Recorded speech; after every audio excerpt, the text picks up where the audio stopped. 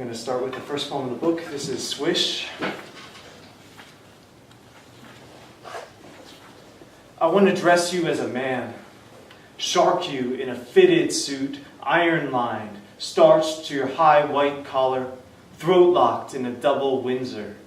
I want to draw you straight up and down with a tight swish of silk slacks around black captain's boots, flatten you out with a greatcoat, stack your shoulders up with pads. I found a mashed pork pie hat for you to tuck your hair up under with a low brim for your lashes, a watch like a gold bar handshake, a pair of lucky drawers and your hem to the skin. I'll tie you in with a thick strap of stitched leather. You're my sexy, beautiful lover. Let's see if you can be my man. And this poem is called Minotaur, which takes the myth and makes something very different of it. Minotaur. You wound a ball of twine around my eyes, then pinned the end between my fingers. You gowned me in white tissue like a hothouse nectarine. The furtive door at last unbarred, I was amazed at the garden's suggestion, throating from vining flower walls and breaths that quickened with mine. How long I lingered beneath sun awnings in a stone and mortar sky, only you know. For when at last I found the throne room festooned with pelvis bones, the twin-fingered god on whose nether lip I hung a kiss, a crepe-gartered barb, was you. You the pursued, yours the bull's head, draped with fragrant lash-black hair. And the next poem is the title poem of the book called Deviance.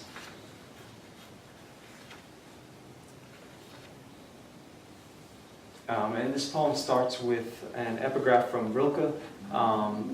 It's a collection of this poem is a collection of 6 different voices, different dramatic monologues. Like Rilke's poem that in some ways it's kind of responding to. Rilke's poem is called The Blind Man's Song, in which he takes on the voice of a blind man. And the epigraph is, I alone live and suffer and howl. Deviance. So I'll pause between each of these sections. Having been a lurker in dark corridors, half-open doors, a malingerer in booths, a swiveler of stools, a cocksure cruiser of bad liver bars in borrowed clothes, I go where everyone goes, and I go unseen. Here, take my hand, shake it. Only I know where this hand has been.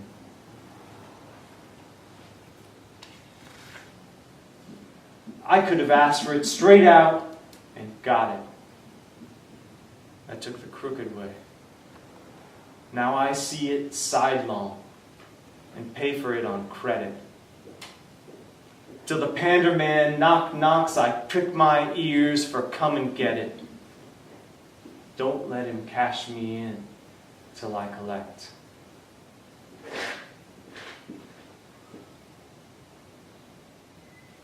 I was worried, so I watched. Watching was the thing to do, to bring me a little bit closer to you, whether or not you knew it. Oops, you missed a spot. Where you're rough, I feel rough. Looking's not enough. I want touch that separates who's touching from who's touched.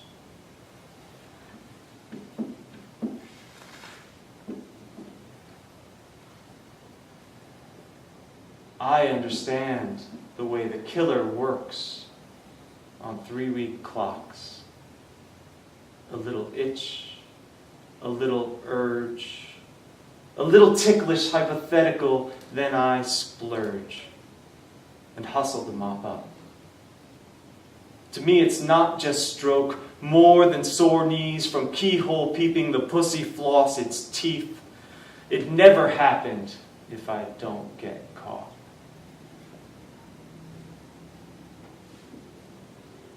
To keep me in, I had to keep it out.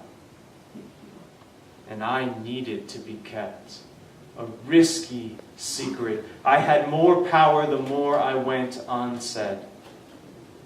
Then I put it to my lips. I was pronounced emphatically. My syllables were set. Now I'm a byword, passed mouth to mouth to mouth.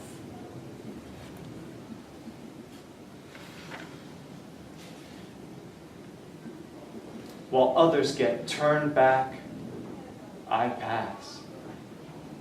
But passing, I grow less. A blonde John Doe with a flinch and a wasted face. I want new ways to be erased. A writer lie, a stranger's cut or kiss. Someday I'll pass right through to someone else.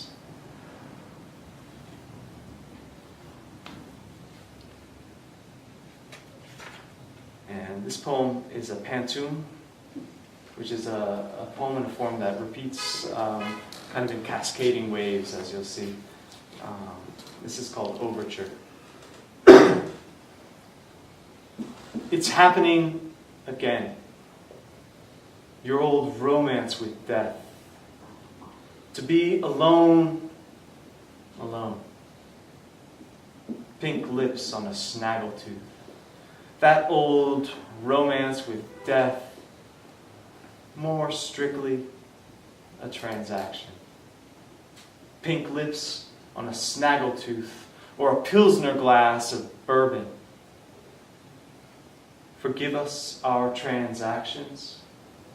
Gotta pay your tab in full. A Pilsner glass of bourbon for a nickel's worth of soul. Gotta pay your tab in full. Keep your hands flat on the table. A nickel's worth of soul buys a couple grand of trouble. Keep your hands flat on the table.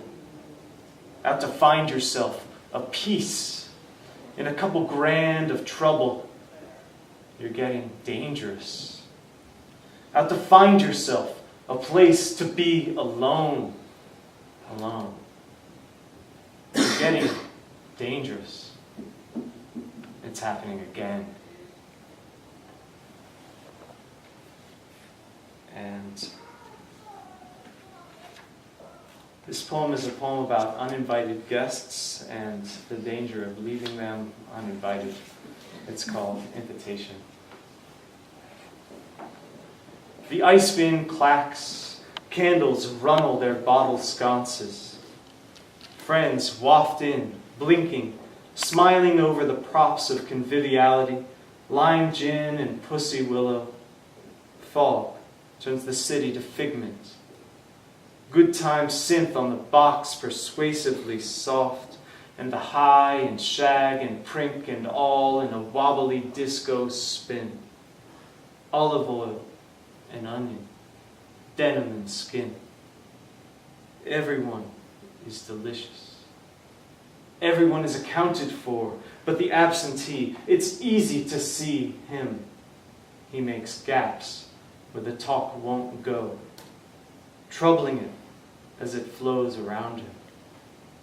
Some speak, and a place is made. The rest accommodate. There he is, on the fire escape, laughing in another language. And the last poem I have for you guys tonight is called Taboo. It's a sonnet, in case you're wondering. Taboo. I did a thing I wasn't meant to do. No one made me. It was my decision. Just something everybody knew was true seemed iffy. I wanted further information. In a part of town I'd never been before, an old man dressed me down with sideways eyes. I found the Camford stairwell, second floor. If I went up innocent, I came down wise. What am I now? I sleep in the same bed, pursue my ordinary daydream day, greet my neighbors as one who has the right. My dreams are the dreams of any righteous head, perhaps. But picturing what I can't say, you put it in my mouth. That's impolite. Thank you.